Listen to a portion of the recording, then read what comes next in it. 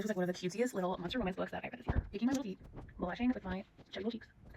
Because Hazelwood has a degree and works in neuroscience, I believe, and so that means that she knows exactly how to get the chemicals in your brain to just throw sparks at each other and make chemicals go. Okay, I read it, so you don't have to, but you probably should. So we have Misery and Hello. Misery is like a vampire, but she doesn't like that about herself, and so she has been living in so the human region of the area, and she works in IT. Her daddy is like the head lead governor, president of the vampire faction, the local chapter. O is the new and incoming leader of the local werewolf. If you can imagine, true to vampire and werewolf lore, they don't like each other, but in order to keep peace between the two groups, they like trade a hostage of sorts to each other. Now, here's the kicker. Recently, they traded off hostages, and they need a new one, and so Misery's father, who just doesn't care much for her really as a person, decides that she is going to be the new hostage. So he comes and gets her from her IT job, where she is honestly kind of frightened, but also a little bit not. He tells her, surprise, you are going to become the new hostage, and you're going to do that by marrying the new leader of the werewolves. And she's like, okay, I'll do it, because it turns out that her best friend in the entire world was recently kidnapped, and she's like feeling that like some of these people in leadership, they might have something to do with it, get married, and she has to move in with this guy just like right off the bat. And he's like pretty nice to her. He's got this big house. She's kind of like minding her business, doing her own things, sleeping in the closet like you do when you're a vampire living in a house full of werewolves. And that being said, in a perhaps lapse of judgment, Lo decides to let his niece get pretend kidnapped because they're trying to figure out like if there's a rat amongst them.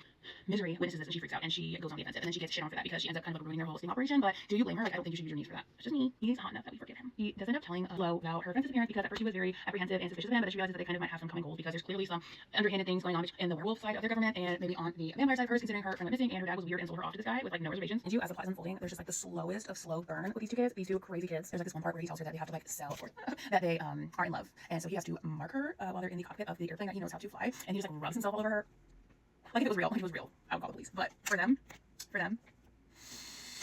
I like working together to kind of figure things out, suss out who the potential traitors are in the werewolf faction. She's trying to suss out again where her friend has gone and getting like actually poisoned while she has snuck down to the kitchen for a little midnight snack one day. Thankfully, Lo is right there to provide medical assistance, and unfortunately for them, but fortunately for us, she's gonna have to feed, because she's a vampire, mind you, she's gonna have to feed on him more frequently in order to speed up the healing process.